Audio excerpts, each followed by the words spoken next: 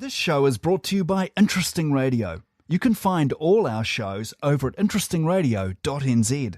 Hi, this is Dan, host of Number One Podcast. You'll hear us call the podcast Sidetracked in this episode, because when we Googled the name, we found nothing.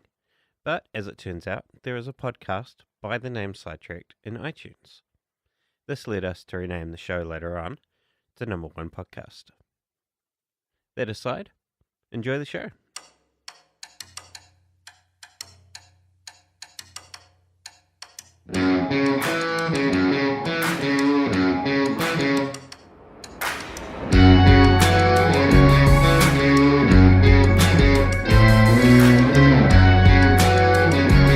Welcome to episode 1 of Sidetracked. We're going to take a bit of a different look at Star Trek Discovery.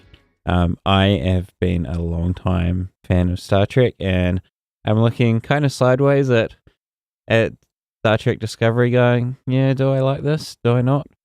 We'll find out. And yeah, so I'm Dan. I'm a bit of a serial podcaster. This is podcast number 5 that I'm actively producing. I've been doing podcasts for about the last 10 years, maybe a little bit longer. And for my day job, I work in IT looking after reasonably large computer networks for big businesses around the area where I live. Joining me, first up, David. Hello. Hi, Dan. I'm a massive Star Trek fan, which is kind of, I guess, been on the back burner because there's not been much good Star Trek in quite a while, I suppose. So when I knew there was a new Star Trek series coming out, I was super excited. And I guess we'll find out how good this series really is. I've been podcasting for on and off, I suppose, for about 2 or 3 years. And yeah, nothing quite to the extent that you have. But in my day job, I do delivery work, mostly food and takeaways in the evening, which gives me plenty of time to sit up and speak to you guys in my morning and your evening. Fantastic. And from about 2,000 kilometers north of me, Cody. Hey, Cody. Yes. Hello. Hey, Dan. So I'm Cody. I'm an art student, living up here in Hamilton, New Zealand, which is the least exciting city in this country, unfortunately. But that gives me a lot of time to watch Star Trek. I've watched a whole bunch of the original series and Next Gen and Voyager, not Deep Space Nine, not Enterprise, but that's just because I haven't gotten around to it or because I'm not terribly interested.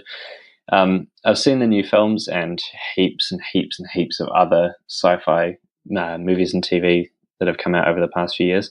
I'm only 19 years old, so I'm looking back on a lot of great sci-fi like Blade Runner and Back to the Future and stuff, but I'm getting through it. And I am curious to see how Star Trek Discovery goes. The first couple of episodes didn't instill a huge amount of confidence, but it's earning it back. Awesome. And because we kind of got a bit carried away and started just talking, we're now going to unceremoniously dump you into the rest of our conversation. You guys haven't really watched original series, have you? Mm-hmm. Yep. Star Trek, I've watched heaps. Oh, yeah, you ever watched original series? Yeah. Like James T. Kirk. There's an awesome surprise in episode 5, which we won't spoil for David. Yay! One day I'll catch it. That's right. We're only doing episode 1 tonight, and maybe 2. I got a bit carried away taking notes, so this might be a long show. That's fine, though. That's absolutely fine. Saw all the notes. Yeah, I pretty much just watched it through and typed as I went. I rewatched it, but I fast forwarded through a bit of the Klingon stuff. Mate, that is exactly how I feel about the show in its entirety. I just don't care. I'm sorry, guys. Yeah. The Klingons, I just don't care. I don't feel like we're getting away from them anytime soon either.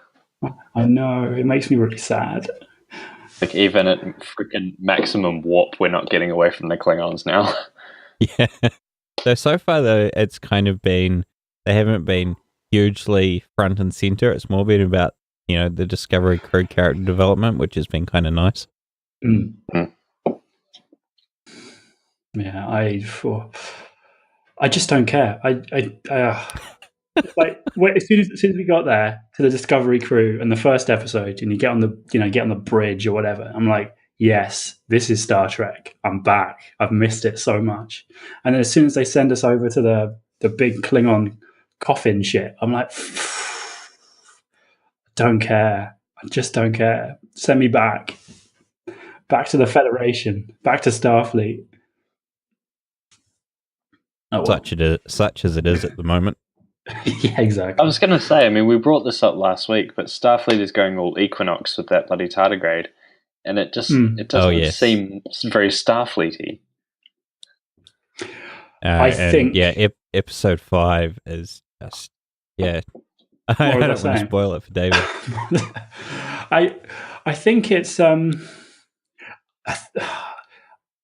think it's a problem in that episode 1 and 2 obviously happen one after the other very quickly, but then we're given a big gap to episode 3, and we haven't been given that. I mean, we were told it's 6 months that she's been cruising around with the inmates and the reprobates, but we don't know that with the Federation, that Starfleet are losing the war badly, and so they have to resort to doing things they perhaps wouldn't normally do.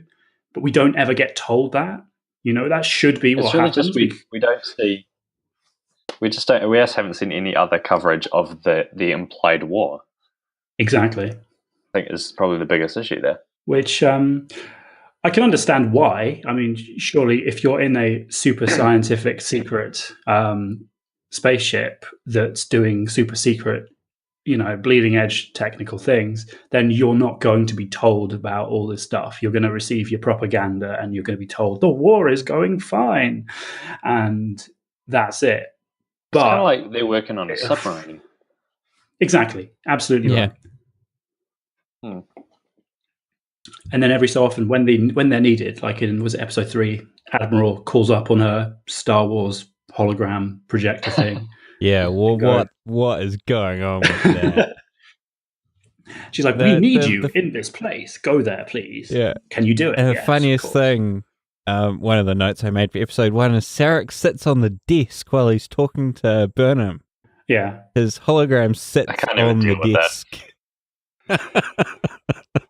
And they did it very earlier in that episode when you see the Admiral in the Shinjo's ready room. He turns around to look at Michael when she comes in, and I can't even figure out how is he on the holodeck or something? It feels like it, doesn't it? Oh, yeah. It's difficult. There's quite a bit of unexplained tech at this point. Absolutely. The what is it? The plasmatic filters. I saw that in the notes. Episode 1. Which bit's that? So when the beacon lights up, Captain calls for plasmatic filters to filter out the light, and then they have this. They're at 100% already, Captain. Blah blah blah. But there's no even on Memory Alpha, which is the resource online for Star Trek information. It's the page doesn't exist because that mention is all we know. Yeah, I mean, it's one of those sort of, we need a new plot thing to do something that means that we can't do something else. So it's like, yes, this bright light has gone off. Why don't we close the windows? No, it doesn't work. Why don't we, do this thing? Oh, it doesn't work. Because in Star Trek, they've got those, the bridge is always at the top of the little dish, and you've got, you can see out. But you do know that they've got big metal shutters they can put down because they go through space. And that would be a good idea. But they're not going to say, put down the shutters, because it doesn't sound as cool. So that I come up with some technobabble. Yeah.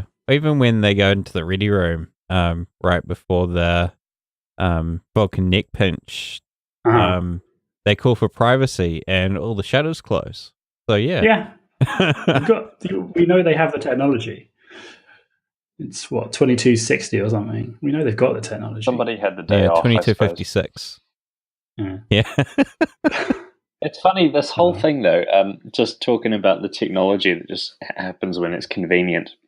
The whole way that the show is going right now, ironically, kind of reminds me of J.J. Abrams' style of storytelling, which I've used before to describe other Netflix series, because they just divulge stuff when it's useful to the plot. It's like, and didn't you know we had this, and didn't you know we had that? Oh, and everything will make sense when you get to episode 10. Pretty much. Which, and I can understand why they've done that. The popularity of the JJ films, is pretty high.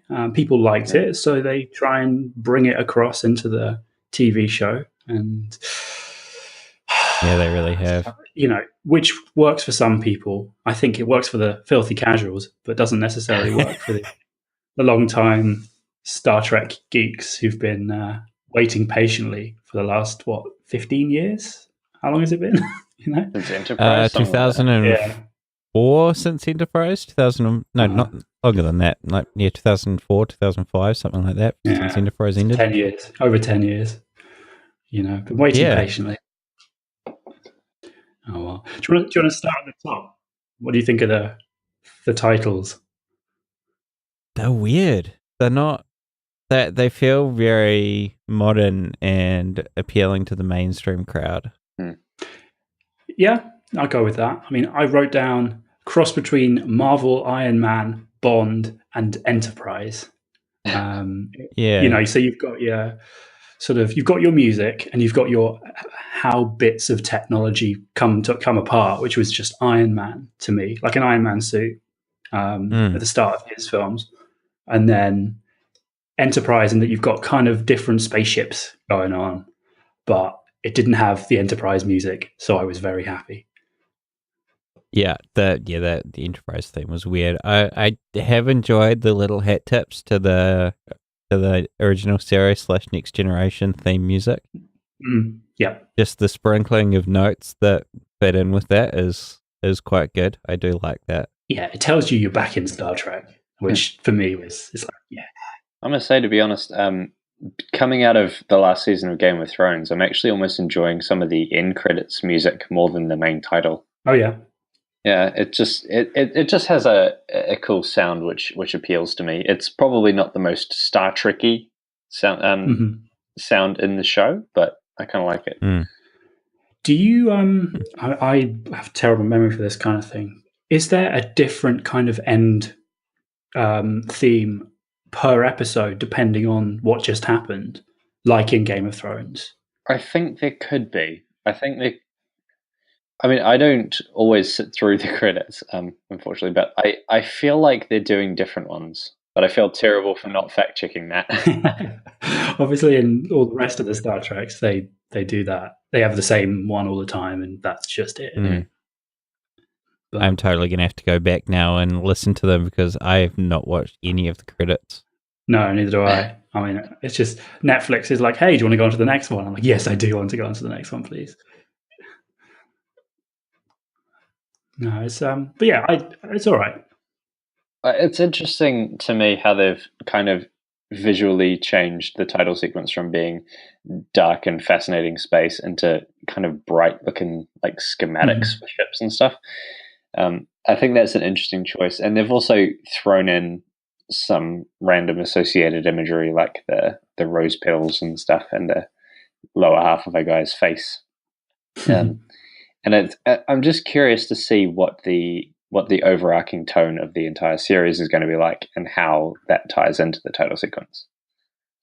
Yeah, no, absolutely. I mean, I like it. I like the title sequence. I understand how we've gone from just watching a spaceship go left to right, bottom right to top left, just zooming across the screen. And, we're beyond that now. We're onto something a bit more interesting.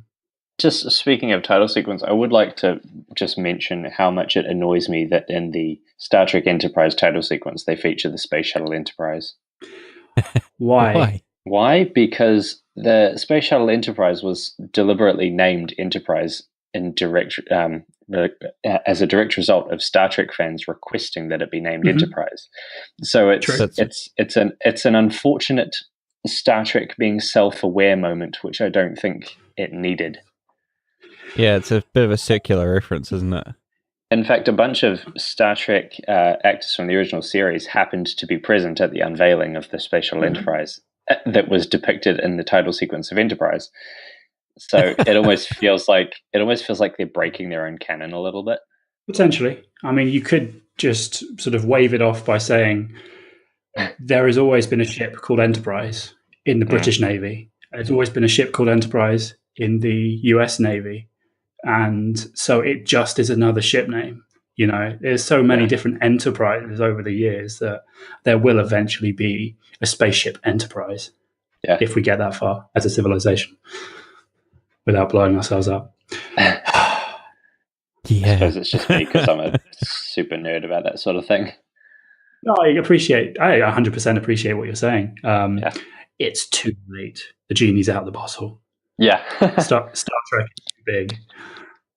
Yeah, I don't think a lot of people watching Star Trek Enterprise would necessarily know that. Yeah.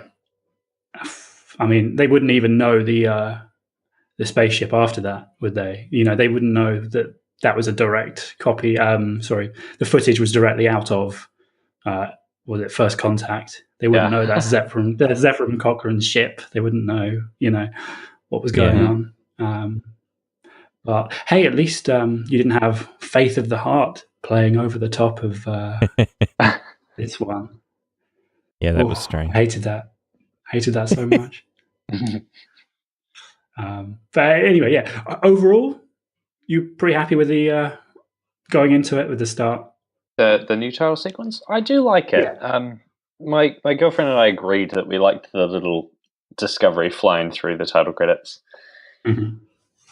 It's nice, and I do like that they threw in the Alexander Courage fanfare bit at the end. Yeah, it's good. It's very nice. That's my favorite little bit. It's like, yes, yay, they remember. They haven't just burned it all and left it. Not to mention they put it over based upon Star Trek created by Gene Roddenberry. That's nice. That was good, yeah. All right, so how about these Klingons, which suddenly magically have forehead ridges again? They're exhausting to listen to. They really are. Oh, man. It's so hard. They have such a weird accent. Like, the Klingons in all the other series kind of just have, you know, like a standard American-ish accent, but these Klingons have really weird intonation. I can't think of a better way to describe it. And they're not supposed to have forehead ridges. It sounds like they've got extra chambers in their vocal palette as well. Yeah. Well, they've got extra nostrils and other stuff going on. I suppose that would do it. I don't like it. What I mean by that is I'm very impressed with the design and the makeup and prosthetics. It's very well done. I just don't like it. What I mean by that is I feel like there are some seriously problematic African kind of racial undertones going on.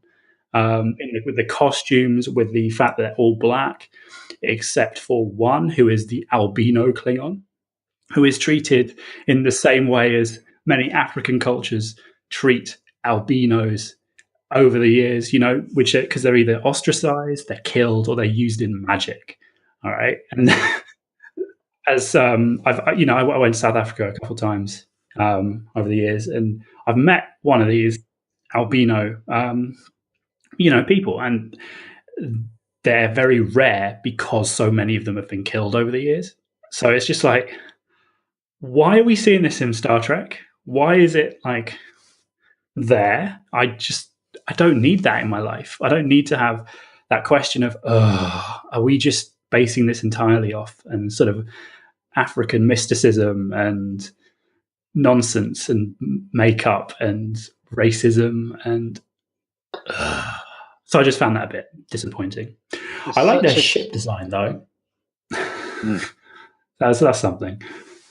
I do actually quite like the look of the big coffin ship. It's funny when you see the first hologram of it that Saru is looking at on the Shin show.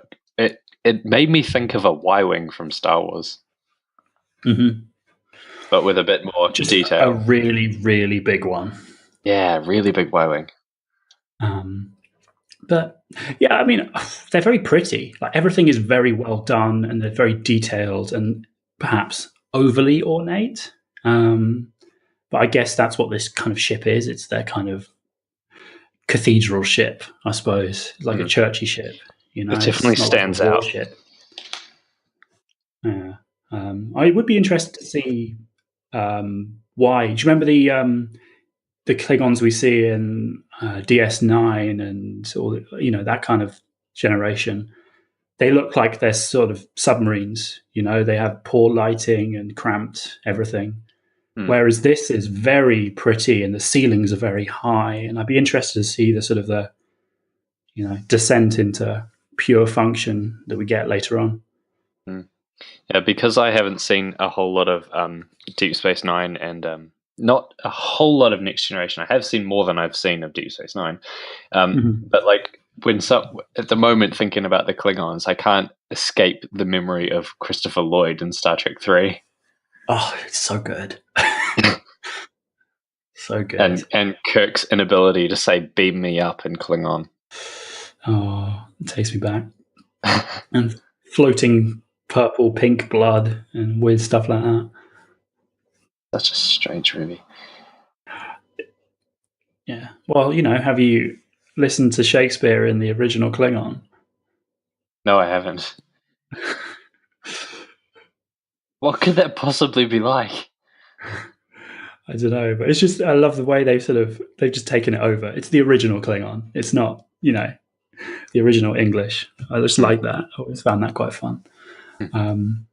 But yeah, I mean, okay, Klingons, yeah. And we also get the idea that Starfleet don't really rate them. They're like, oh, they've been, you know, in disarray for years and years and years.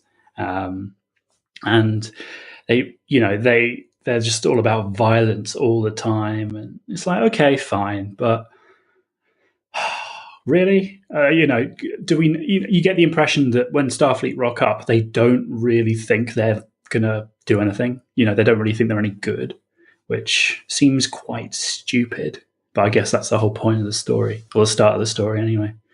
I suppose it carries on with Starfleet being recklessly optimistic about meeting other cultures. It's like, hey, we come in peace, which I liked. I liked the Klingon guy saying that. It was good. Yeah, that was good, and it's, you know, even through our culture these days, it's very much a part of that when you think about space exploration. Absolutely. Yeah, I just, you know, jumping back to that start a little bit, the Starfleet sign in the sand, so good. I really appreciated that. I would have laughed so much if it was just a bit wonkier. True. Just because they just walking around in some sand dunes. I mean, if you've ever actually tried to draw something on a beach, it rarely goes that well. Yeah, exactly. Or it would have blown away. The first half of it would have blown away by the time they finish it. They are in a sandstorm. Mm. Yeah, well, they've got Insert really sort of sandstorm here. Big boots. They can drag the sand away. Yeah. I don't know. I guess we get the impression that the captain is super clever, super confident, and super epic, and that kind of took us through the first 2 episodes. So I quite like that. She was probably one of the most endearing characters in the first couple of episodes. Oh yeah, by far. For me, anyway. You know that moment when you're looking through the credits and it goes special guest star Michelle Yeoh, and you're like, oh no, oh no, this isn't going to last long. Yeah, they kind of tripped on their own bat left there. Yeah, I because you see that in Game of Thrones, and you see that in other series like The Walking Dead. You know, series where you know people will die, but you just don't know when. And as soon as you see a special guest star, you're like, oh god, they're not going to last long. Ian McShane in Game of Thrones lasted exactly entirely the duration of 1 episode. He did. He got all the way to the end though. He did get a well. Most of them did. Yeah. Well, his face did. He even said in behind the scenes stuff. He said, "Oh, I'm one of the good guys, so naturally I'm going to die in the only episode." Yeah. And that was the impression I got there. And which is why I was so disappointed. She was so lovely, so good. Mm. It's really hard not to talk about later episodes in these first ones, which we're obviously doing after we've watched more of them. Yeah, I immediately noticed in episode 4 that she was credited again. Oh, was she? Oh, yes, of course. She had the same opening credit. Yeah, because she was in the hologram. Mm. I'd forgotten about that. But we shouldn't be talking about that. Later Not yet. episode. Oh, because we haven't seen episode 4 yet. Oh, exactly. Well, Are we doing that? Are we pretending we haven't seen them yet, or are we just going? No, I don't think so. It's too hard. We're too influenced by them to not. So this is just us kind of catching up. Okay, so we have plot, we have what's going on. Like they get picked up by the spaceship, which comes out into the into the sandstorm pretty well. Can I ask a question that keeps coming back? Why on away missions is it always the captain and the first officer? This is a terrible use of hierarchy. I'm sure there are plenty of explanations, but none of them are probably very good. Yeah, I'd say. I mean, okay. The best explanation is that it's a plot device. Sorry. Yeah, but that's constantly. That's pretty much it. Or, I mean, you get the sort of Picard Riker opinion, which is, I'm the captain. I get to choose who wants to go. That's it. I'm going, and I'm taking my first officer with me because I trust him the most. Or in this, I suppose you could your headcanon could say, well, this is Michael Burnham's a xenoanthropologist, and therefore she's probably actually the best for communicating with. She's definitely most qualified to assist in breaking the Prime Directive. Yeah, which yes, which doesn't again exactly. You know, they broke the Prime Directive. Was Star Trek trivia, was the Prime Directive around prior to Next Generation? They referenced General Order 1 in this episode. Michael Burnham mentions it. General or is it actually it might have been the captain, but they say, if we don't make contact, we don't violate General Order 1. If we don't talk to them, if we just, if we can't see them, they can't see us. Yeah, okay. That's not very far removed from how they conveniently didn't or did break the Prime Directive in Star Trek Into Darkness. Yeah. Yeah. just keep running. If we don't stop and talk to them, it'll be fine.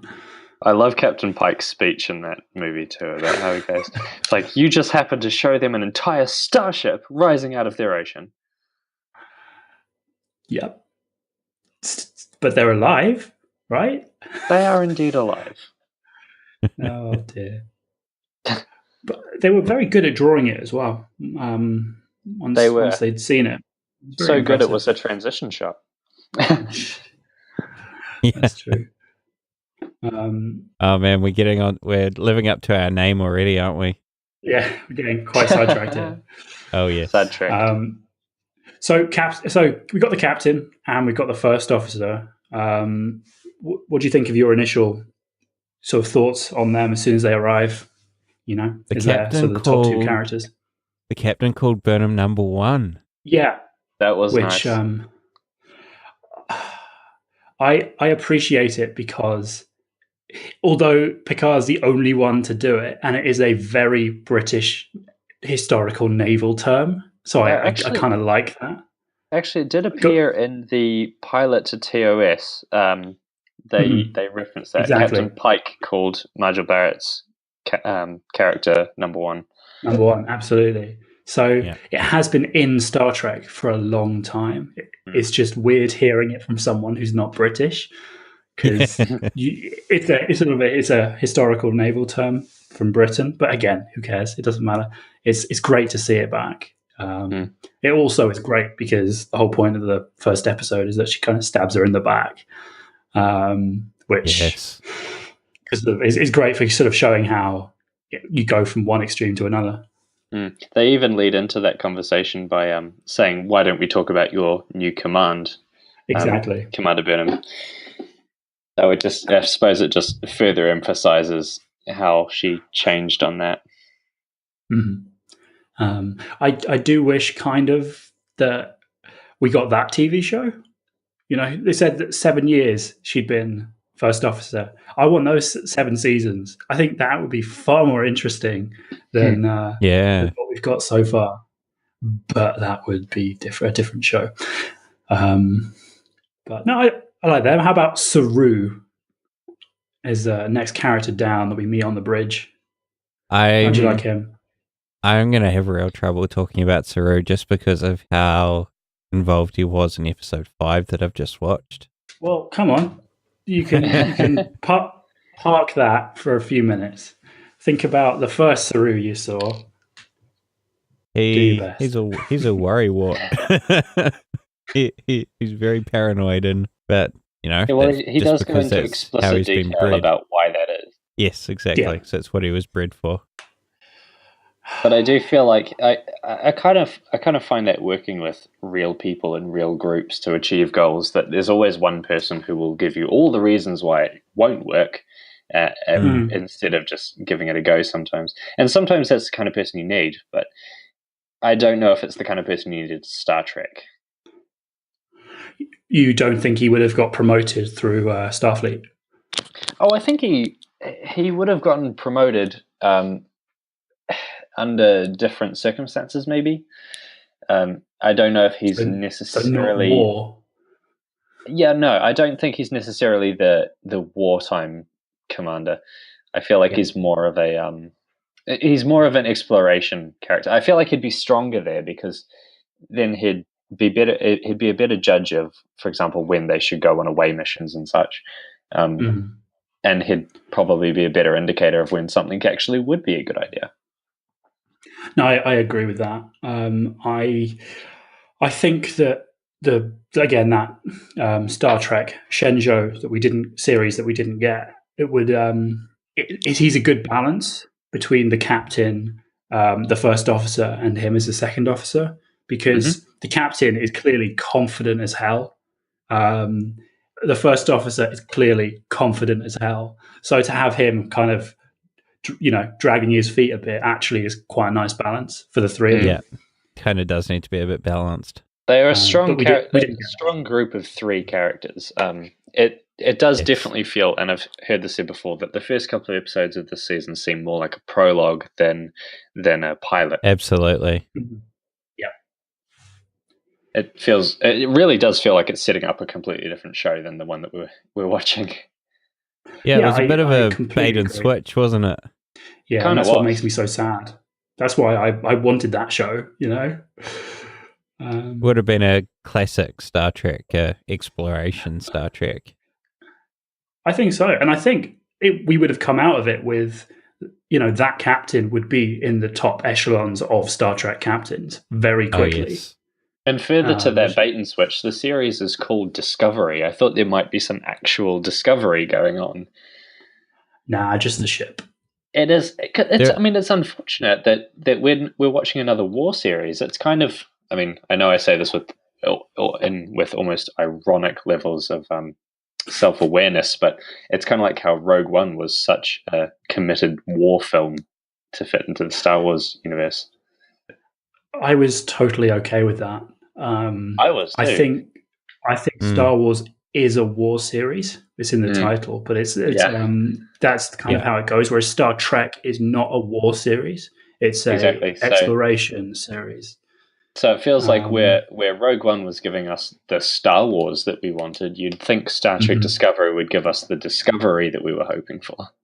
Absolutely. I've only watched the first 4 episodes, but I'm feeling this is like Battlestar Galactica more than it's like Star Trek. Well, one thing I will say is that Star Trek has always been very much about investigation into the human condition, and as warlike as this series is, they do that very well. Mm-hmm. That is a good point. It's not necessarily a criticism. I like watching war stuff. I love Star Wars. I love Battlestar Galactica. I love The Expanse. There's a lot of war going on. I just don't like how ineffective they are at it. like, I mean, well, I'm sure we'll go on to talk about it, but we've got episode 1. We've got these Klingons up in front, and we're worried. And what do? We go, oh, we never shoot first. Starfleet never shoots first. And it's like, if you tell everyone that you don't shoot first, people are going to take some serious tactical advantage of you and will kill you. Yes. At least have the opinion that we may shoot first. We could shoot first if it came to it. But I was just getting too annoyed with all these absolute military failures. But that's another story. And they went a very long way with all of the exposition in the first episode. Even immediately when you meet the captain and the first officer, everything they say is exposition. Like, oh, I should be writing this down. It will be in the quiz later. Yeah. And then every time they cut back to the Klingons, it was, oh, this is some more of my house's history. Oh, well, yeah. It's like, how long ago was this? This must have been like 15 years ago. The Lord of the Rings extended DVDs came out. And I was like, right, this is going to be awesome because everything is extended. But then you realize that you have Frodo and Sam and Gollum walking through the marshes for extended periods of time. And you're just like, oh God, let's just, and fast forward. And then we're back to Helm's Deep and it's all good again. This is how I feel about watching the Klingons give, huge swathes of dialogue about we've never been united since Kahless and I am Kahless reborn and you all need to follow me because war and nonsense like that.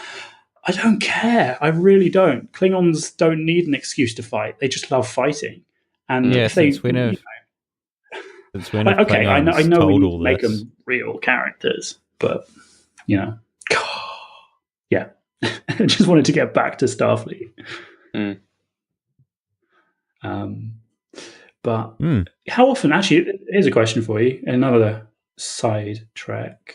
How often do we get the point of view of the enemy, as it were, in an episode of Star Trek for a long, extended period of time? I don't feel we do. And this is probably one of the first series where we get long periods of Klingon chat. I feel like there are probably some examples from previous series, but they're few and far between. I mean, the only one I can think of by memory immediately is maybe Soul Survivor from Star Trek Voyager. Which one's that? That was the Battleship Voyager episode. Okay. Oh, sorry. Was it? No, it was the Warship Voyager, and this race of aliens. I can't remember it exactly. This race of aliens seems to think that their home was destroyed by the Warship Voyager, and they've gotten it all wrong. And I believe the Doctor sets them straight. Yeah, the Doctor is telling the story because he's the sole survivor. Right. Okay. That's a pretty broad one, then. I haven't watched that in a very long time. Have to go and see what it says. But yeah, we're getting quite a lot of it going on here. Obviously, a lot of chat from the Klingons, which is, it's a new direction. It just, I don't enjoy this new direction. I find it a bit boring. Especially I want more having to character read the development for the subtitles. good guys. Probably be less unpleasant if we didn't have to read all the subtitles all the time. I mean, that rubbish font as well. Yeah. Something that's hilarious too is that you can literally watch Star Trek Discovery on Netflix with Klingon subtitles. Yeah, you can do that, and I cannot imagine. I can't imagine who's reading them. I can't imagine who's writing them. What are you doing today? Oh, I'm translating Klingon for Netflix. You know that people, there are some people who've grown up hoping that job would come out, and now they can do it. And now they're listening to us being disappointed with it. Yeah, I have no strong feelings. I just haven't turned it on. It took me until the third episode coming out to even notice that it was an option. Yeah, that's how bored you were with their chat, though. I was a I bit. wonder what other languages can I listen to this in, or watch it in, or read it in. It's like, Actually, it might have Spanish? been hilarious. I was going to say it might be hilarious if you could change the language to Spanish and hear Klingon speaking Spanish. I'd be fine. I probably would understand more of it, but yeah. Oh well. I have a Where were question. we at? It would be interesting to see a Klingon with a moustache. That's a good just a point. passing thought. None of these new Klingons have hair. That's a good point. I had noticed the hair, but I hadn't thought about the moustache, because they are moustache twirling villains, aren't they? Much of the time, and They have good definitely are. goatees and stuff. Yeah, I guess they shave first thing in the morning every morning, and I don't know. Maybe they, yeah, exactly. Keep it sharp. Do you guys think we're going to see Kronos in the series? Yes, Right. I do. I do, because where else are they going to go? You've got surely. Even if it's just one of those painted backdrop things where they pan over it and then they immediately have a shot inside a building somewhere, surely you've got to have something going on that represents the whole Klingon sort of group.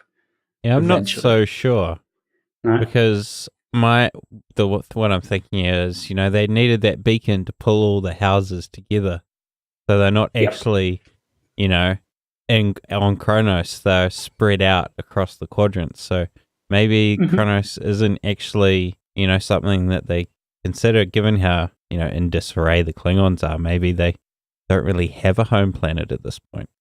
Well, they'll all have a home planet. It's just whether they actually, think of it. It's like having Earth as the sort of the base. Is Earth your home base? Do you have your head of the Federation offices there, like we have the UN in New York? Is it something that people feel matters, or is it just that sort of emotional link to the first planet that you were from? I suppose that brings the question: how sentimental are Klingons? At least in this series, since we've seen them, kind of burying their dead in a way on board their own ship. Yeah, more sentimental than they should be, as far as I'm concerned, from the Klingons that I know. I mean, I think I've only seen the first 4 episodes, but these guys are the super religious fundamentalist Klingons. So I don't think they're a good basis for the average Klingon. But I would say that they're super sentimental, because they love their sort of their religion, or their culture of this, this heroic Klingon guy from back in the day, and we need to all get back together. And they bury their dead on their ship to provide another layer of armor, which is pretty cool. I mean, I'm not sure it's particularly efficient, but it's pretty cool.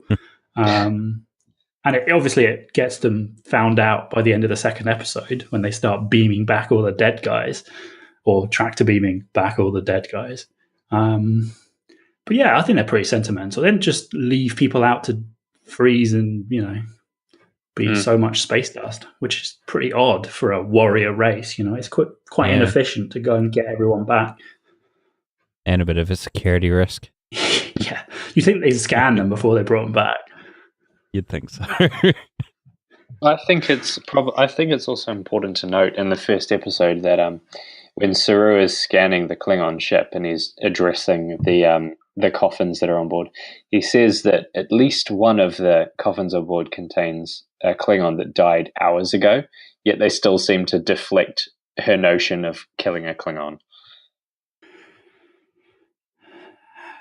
How do you mean? Unless they thought it was spectacular coincidence.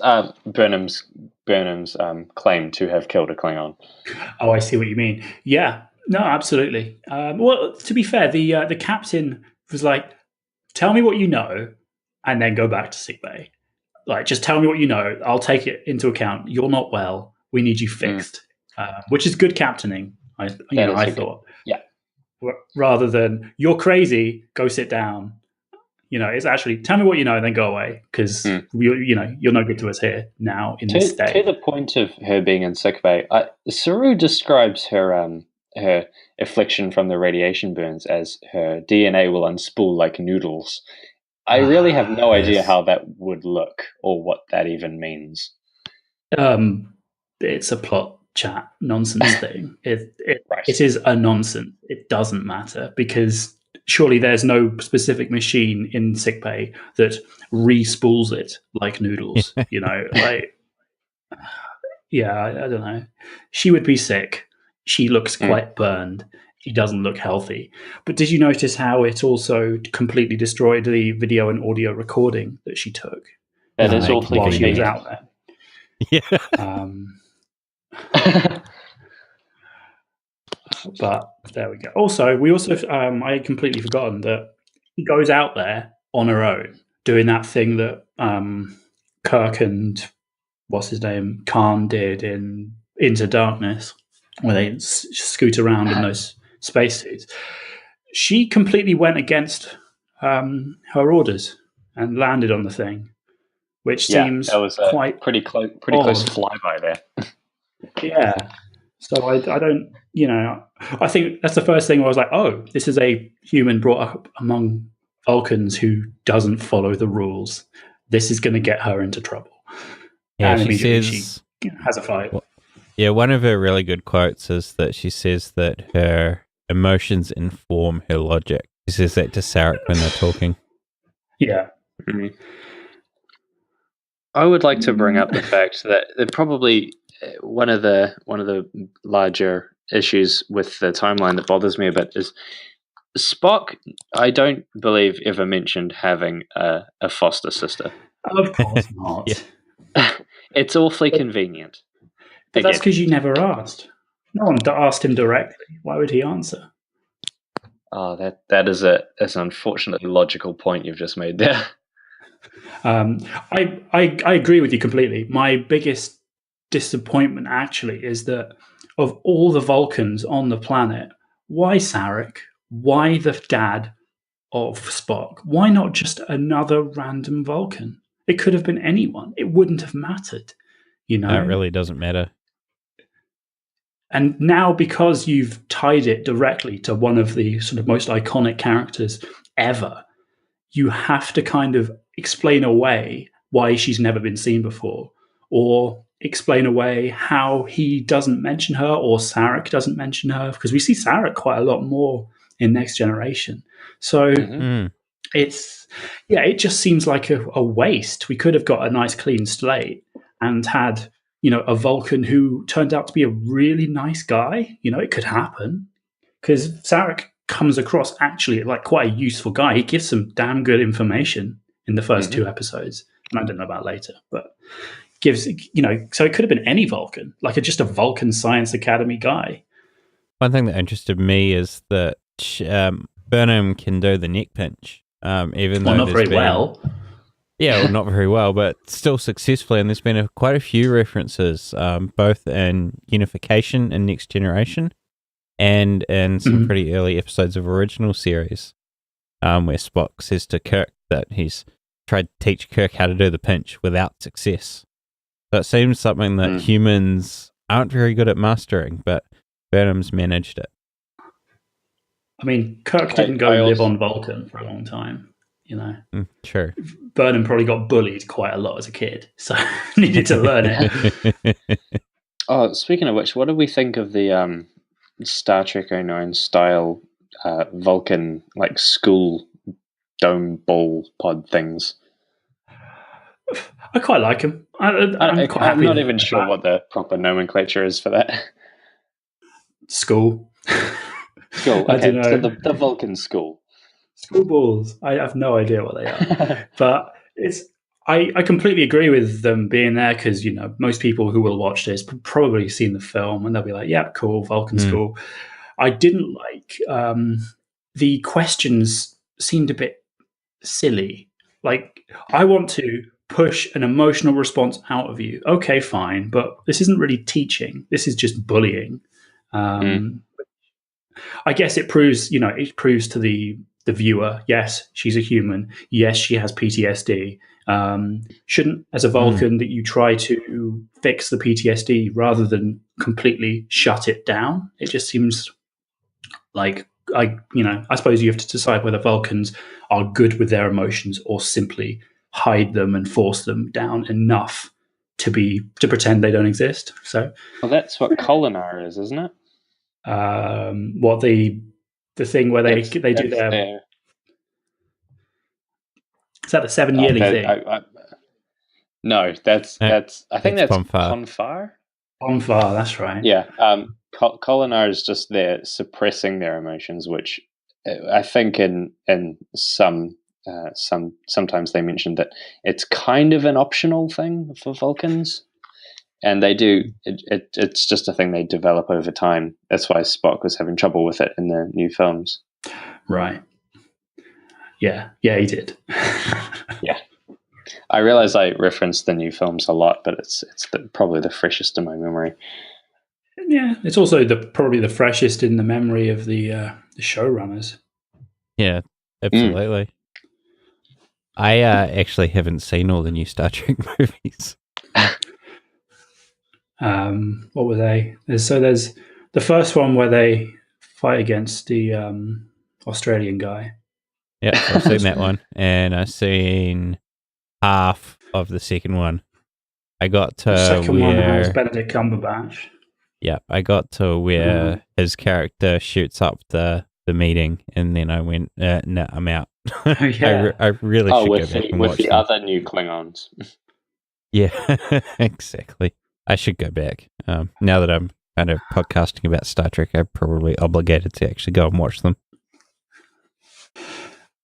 I didn't. I preferred the first one and the third one. The second one I didn't like at all. But whatever, that's my opinion. We're getting sidetracked again. We are. Yeah. So I wrote down Vulcan spherical skull seems harsh. And I did like the idea though of Michael Burnham is like the reverse of Worf, because you have Worf being raised by humans but being a full-blooded Klingon, whereas Michael Burnham is a full-blooded human but raised by Vulcans. I thought it was just a nice little comparison, and how they're both kind of fight against their upbringing versus their race. Yeah, that's a good way to look at it. Yeah, that's a good point. But this is also, we don't get many female Vulcans outside of the one from the original series films. So the idea of having a character brought up by Vulcans who is a woman, just the only one we've had apart from we've had T'Pol from Enterprise, and the one whose name I've forgotten, who is a lieutenant on who talks to Spock on that in a film. I think it's a traitor, possibly. I can't remember. So yeah, it's a nice change, I thought. And she's black, which is good, because there aren't that many of those in leading roles. So that's always nice. Mm-hmm.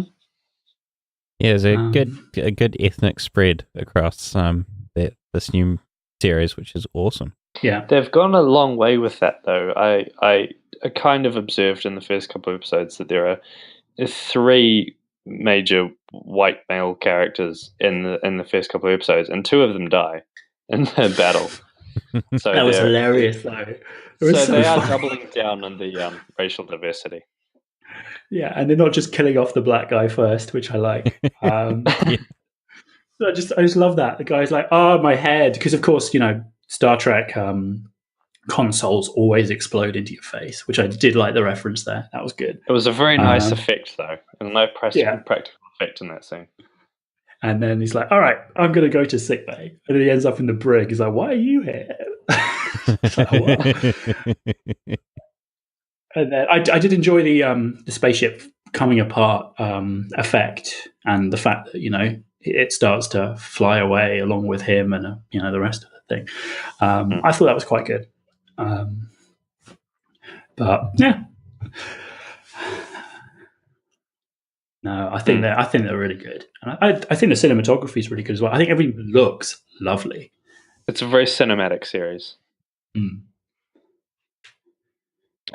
the space effects. Yeah, And I found the space effects were really cool. The actual binary star system looks gorgeous when you get a proper look at it, of course. yeah, no, absolutely. I they looked at wanted it through a more from the telescope. outside, though. Yeah, I wanted more. I guess we have a very limited perspective on the show, which I appreciate, but I don't enjoy. Like I prefer the sort of the Battlestar Galactica or Expanse point of view, where you get it's as if there's a documentary team filming the fight, and it zooms in, it zooms out, and it scoots around, and you get to see more of the overall battle. Whereas here, I felt it was a complete mess, which is exactly what it was, and so that's absolutely fine. But I just wish I could see a more strategic perspective. That being said, I was very impressed with how, particularly in later episodes too, they do show enough of the outside of the ship. I've watched a whole bunch of Voyager, and I've recently gone back to the beginning, and there were some times where they'd be in battle and they'd have one shot of the outside of the ship, and the rest of it was just close-ups of the bridge crew. And you'd just never rocking have around in their chairs. Yeah, and you'd never see what was going on. So it's useful. It's nice to be able to see the ships moving and doing things like the show has an effects budget. Absolutely. No, I completely agree with you. So where do we end up? What happens at the end of 1 and 2? So we have end of 1. Michael Burnham's been sent to the brig for doing her ineffective Vulcan neck pinch and trying to get the crew to do something. And Saru says, "I think you're doing a mutiny, and that's really naughty." and the captain comes out with a phaser, which is great. Looking a bit worse for wear. And then all the Klingon so she gets ships sent to the arrive. brig. Then all the Klingon ships arrive, and you're like, "Oh dear." That was a big delay too, because they say, "Oh, we have incoming warp signatures," and everyone just freezes, like, oh, "Who could this be?" Oh, the Klingons, right? It's Klingons. Yeah, I did like on the little display, it had Klingon signatures, just go pop, pop, pop, pop, pop. I did like that. That is cool. It's like they're sending their IFF. They're like, "Hey, we're the Klingons, and we're here." I still love the fact that the ships in Discovery so far have actually got windows instead of just view screens. Yeah. Yeah, I mean, they're not warships, I guess. And like we did talk about the practicality of just having shutters earlier, but I mean, sometimes if your view screen isn't working, you may just want a window to look out of. Hey, it's great. I mean, if it does the job, then it's fine. So that was cool. There's some very nice cinematic shots that have been direct result of being able to look straight out a window with like some characters in the foreground. We have to mention the telescope. True. This is true. Oh yes, that was cool. Yeah, where did they recover the telescope? Yeah, that's a good point. It suddenly went from being on the ship to 6 months later being shipped off to Michael. I think that's a different telescope. Interesting. I think the one in the box looked different to the one that was actually in the ready room on the Shinjo, which just makes me think that she's just got a pile of telescopes. She's just like, she just has this a bunch of telescopes. She just loves telescopes, I suppose. Yeah, I guess you wouldn't. I'd have to go back and check, and I don't know if I can be bothered. I just assume that Starfleet got it looked pretty battered, to be fair. Maybe it's the one from combat. Hey, whatever. They didn't. Okay. So, and that's the end of episode 1. Episode 2 starts. She's in the brig, or what remains of the brig, and the captain. I did like the fact that the captain's like gets told that half the ship's gone. Yeah. I was like, that includes the brig. Like, you can see it on her face. It's like, damn, I liked her. Even though, she tried to Vulcan neck pinch her and go on a bit of a mutiny, she still cares, which I liked. And then she finds her back, and she, what's her face, does a nice little logic puzzle with the Brig computer, which was cool. That was very good. She talked her way out of a moral dilemma with a computer. That was impressive. It just makes you wonder, though, if there was a way for her to get around to that outcome, how come it didn't just happen immediately? Well, mostly I suspect because if she didn't know that was going to happen, she wouldn't have been ready to get fired across the open space, and so it probably wouldn't have gone very well. I guess the Brig computer could have gone, "We're going to fire you across this thing now. Countdown 5, 4, 3, 2, 1," and she'd be like, "Oh, okay, cool." But the Brig computer's lazy. I think that's the impression we got. It's like, if I could just keep you here. Busy looking for Klingons, I suppose. Processes are taken up by doing something else. I suppose it does make you wonder how much computing power a Starship computer has. So it's, on the one hand, it's looking for computers, and on Deck 13, it's making someone coffee. And then it's also being somebody's alarm clock. And it's doing all of these other things. Well, it's also lost half its ship. So where's all its RAM stored, and where's all its processors? And, it's trying to recover from a fatal error somewhere else. It's quite busy. All right, guys, we're at an hour and 2 minutes, so I think this might be a good place to wrap up our first episode, and we might just have to do, one episode per episode, and even while we're catching up, because we've clearly got a lot to talk about. Overall, episode 1, what do you think? It was an episode. It was a solid episode. It was definitely an episode of a show. It's taken me a couple more episodes to think, this is kind of a bit more the Star Trek I wanted. But definitely in the later episodes, it's giving me a bit more hope than the first episodes did. Yeah, I agree with that. I like the initial sort of parts of the show where you get, right, here is the starship, here are our characters, here is our captain, here is our first officer, just like all the other shows. And then it kind of you can see it subvert into something else. So it was a nice start, but you can sort of you feel you're on borrowed time very quickly. Which is an interesting way of doing the first 2 episodes, I suppose. They have a lot of catching up to do, I suppose, and they wanted to get it all out of the way. Yeah, that's true. I was watching the Orville, starting to watch the Orville at the same time. So I was comparing, comedy show with Seth MacFarlane, who I quite like, which is very much Star Trek versus Star Trek that's not quite Star Trek. So it was kind of the Orville kind of won, or at least for the first couple of episodes. The opening of the Orville was very paint by numbers, get everything out of the way, and then we can get on with cool space stuff, I thought. Particularly with the introduction of the main characters on the shuttle bay floor. Yes, that was very Enterprise and Next Generation. But I think it was a practical solution. Oh, absolutely. All right, now that we've sidetracked onto the Orville as well, I think we'll wrap it up there. Thanks, guys. Sidetrack. Cool. That's been good.